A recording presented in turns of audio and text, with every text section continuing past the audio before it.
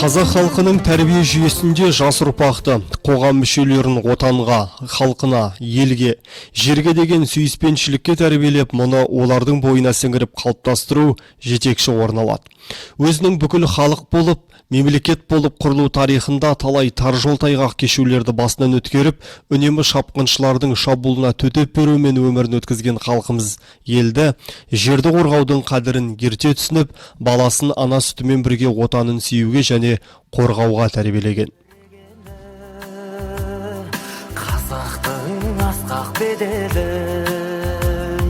махаббат қайрат екеулеп, шымырлатқан денені, көк тудың желбірегені, жаныма қуат береді. Таласқа түссе жан мен ту, жан емес маған керегі, көк тудың желбірегені.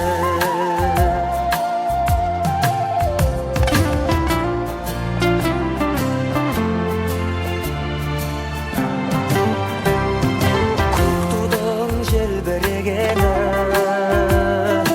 елдіктің асқақ өлеңі, жан жаққа тартпай қазағым, бір сөзге жинал дегені. Көк тудың желбірегені, жаныма қуат береді.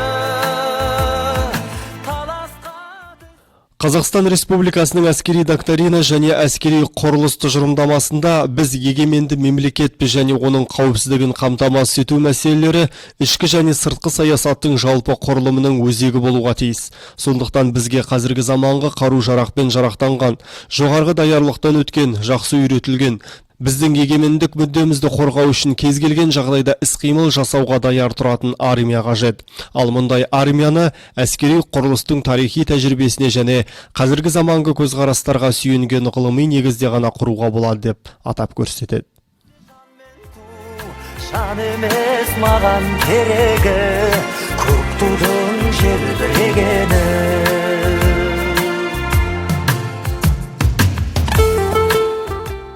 Оқушыларға әскери патриоттық тәрбие беру дегеніміз оларды саяси, моральдық, психологиялық жағынан егемен елімізді қорғауға даярлау. Осы міндеттерді орындау мақсатында 2014 жылы Ақтөбе қаласында Бауыржан Момышұлы атындағы Сарбаз жастар мен жасөспірімдер клубының қоғамдық бірлестігі құрылған болатын. Қазіргі таңда бірлестікте қала бойынша 28, облыс бойынша 35 әскери патриоттық клуб өз жұмысын жоспарлы түрде нәтижелі жүргізіп келеді. Дәстүрлі түрде жыл сайын клуб мүшелері арасында жас ұлан, жас жауынгер, алау, мерген сарбаз, мерген ару, айбын, әскери қолданбалы спорт түрлері бойынша жарыстар қала және облыс көлемінде өткізіліп отырады. Жүйелі жұмыстың нәтижесінде Ақтөбе облысының командасы әскери қолданбалы спорт түрлерінен болатын республикалық жарыстардың бірнеше дүркін жеңімпаз атанды. Оған дәлел ретінде республикалық мерген ару пневматикалық винтовкадан нысана көздеп ату мергендер жарысынан 3 жыл қатарынан бірінші орынды иеленді. Соңғы жылдары облысымызда робот жасау технологиясы да ілгерілеп келеді. Клуб тәрбиеленушілері өз қызығушылықтарына байланысты әскери техника, әскери ұшақтар, әскери корабльдер және жарылғыш зат іздеуші тағы сол сияқты заман талабына сай роботтарды жасап шығарып жатыр. Жаныма қуат береді, таласқа түссе жан мен ту, жан емес маған керегі, көк тудың желбірегені.